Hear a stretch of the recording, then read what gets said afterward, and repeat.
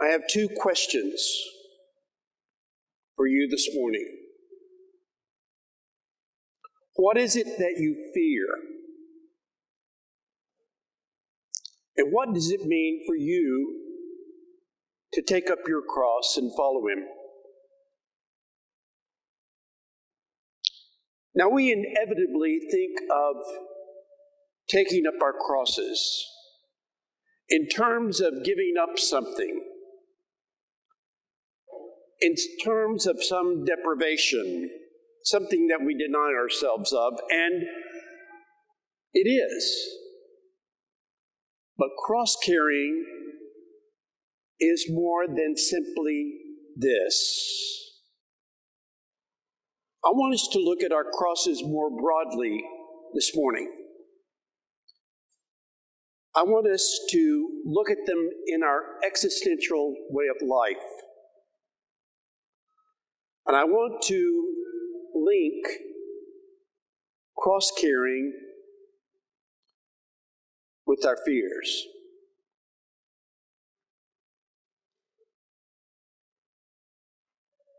We think briefly about when we deny ourselves. Years ago, a young seminarian was about to prepare for the upcoming season of Lent, and he decided that he would speak to his spiritual director, a very wise old monk. Very earnestly, he asked him what he should do for Lent, and he offered a couple of ideas of things that he might do, things that he might deny himself of during the season. And the wise old monk looked at him and answered him with the question.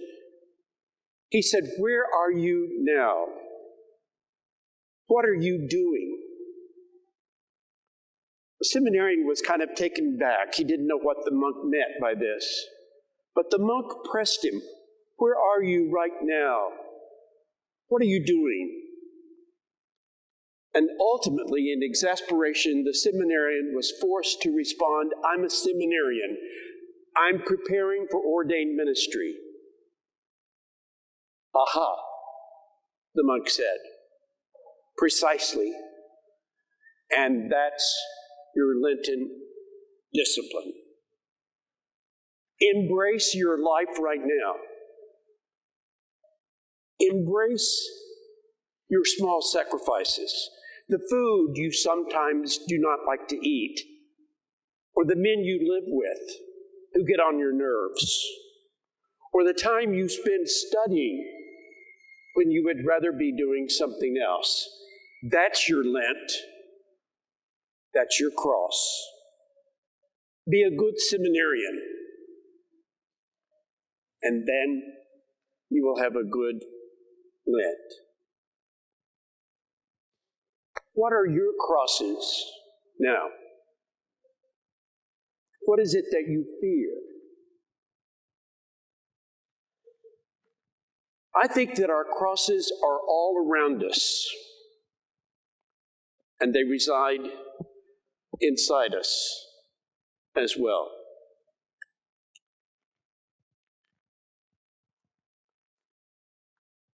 I want to ask your indulgence to hang with me for just a moment. Because when we begin to talk about crosses, it's never really pleasant, is it? I don't know about you, but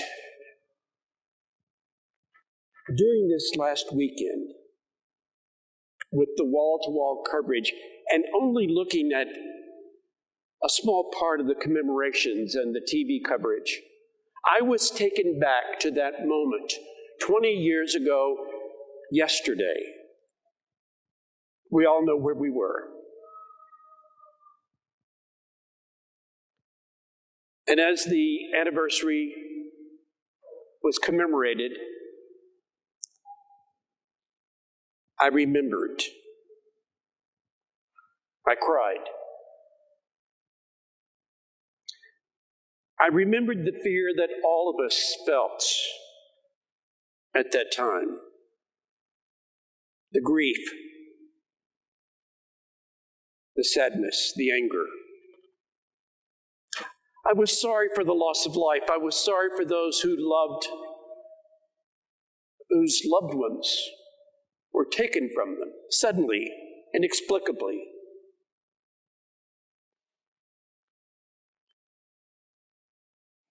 And I thought about those priests in New York and New Jersey, comforting so many families and conducting so many funeral masses within a very compact time. Seemingly endless grieving, and without bodies. There was very little to seek that elusive notion of closure.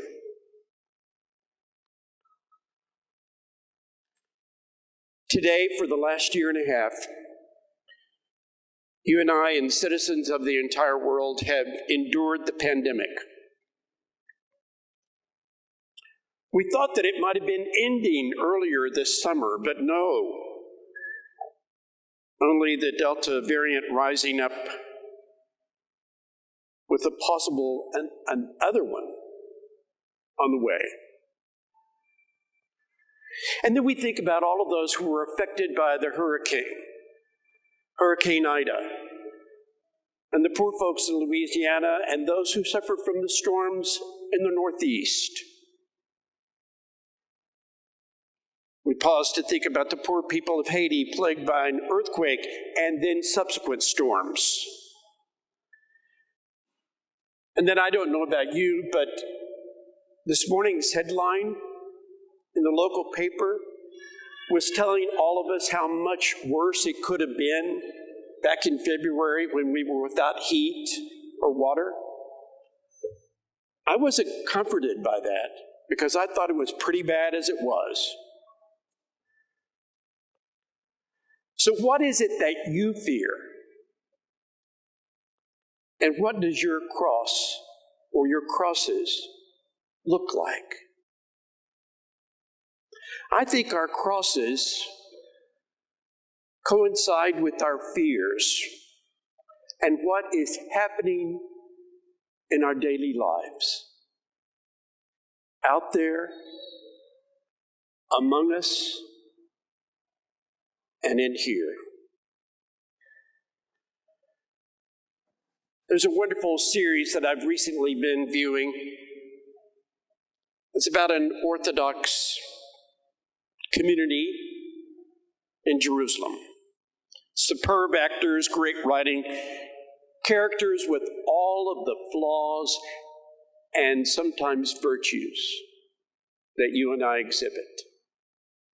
There's a young married couple, Heini and Rukani. Rukani desperately wants to bear a child, and Heini does as well. They want to begin a family. But her physical condition is such that she's been told her life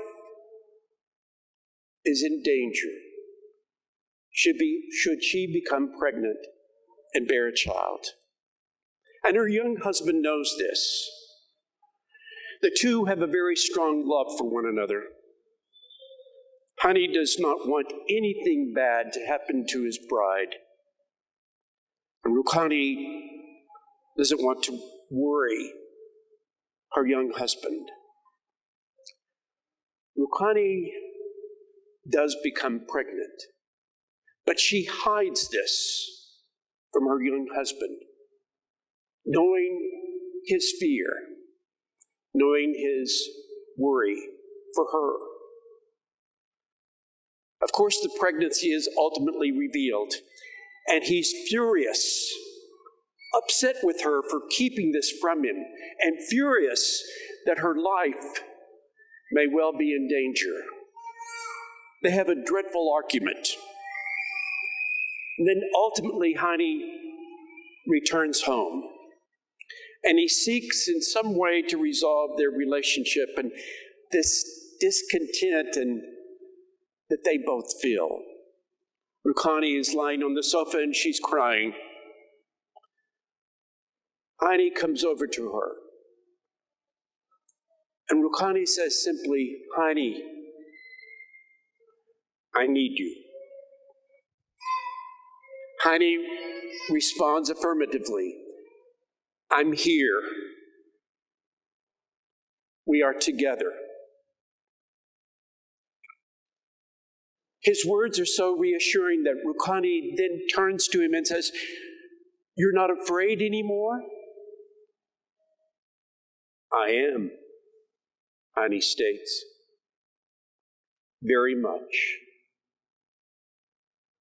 And we will continue to be afraid. We will pray and will be afraid.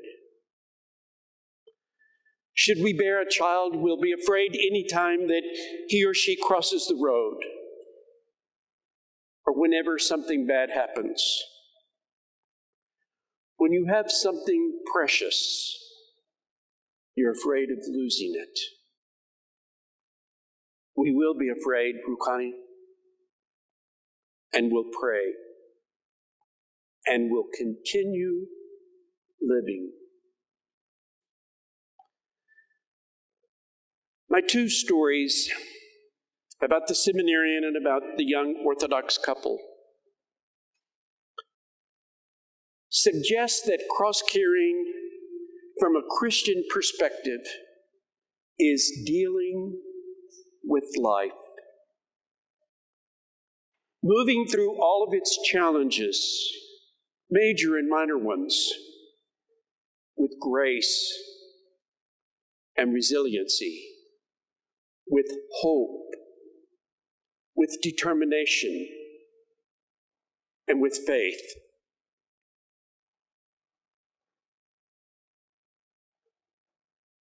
And this indeed is our cross as well.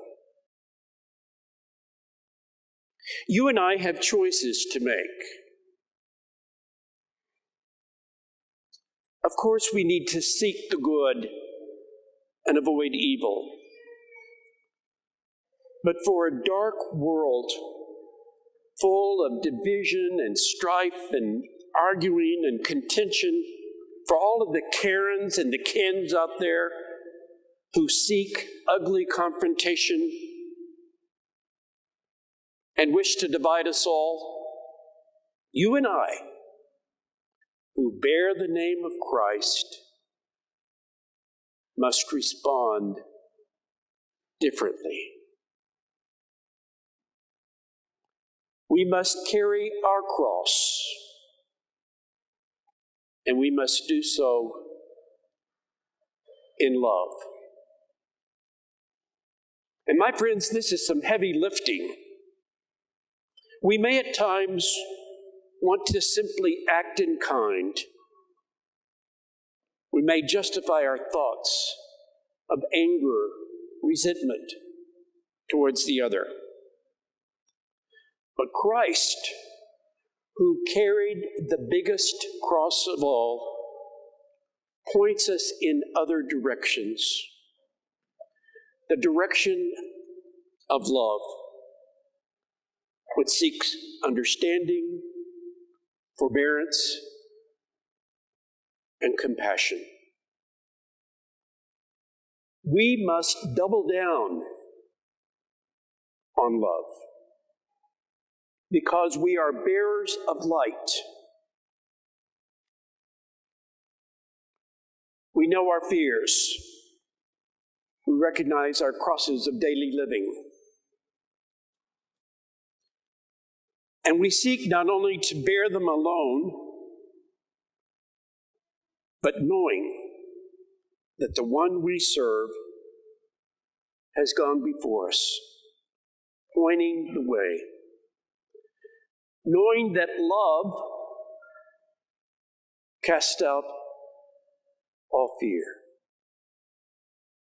Knowing that what awaits us is not only Christ's promise of victory after life, but a lighter load in this life as we name our fears and bear our crosses. We are all in this together. And the only reason that we're here is to acknowledge that fact. We are not alone. Christ is with us and among us. And this Eucharist promises us that when we bring our fears and our crosses to the Lord, He helps us to gently bear them.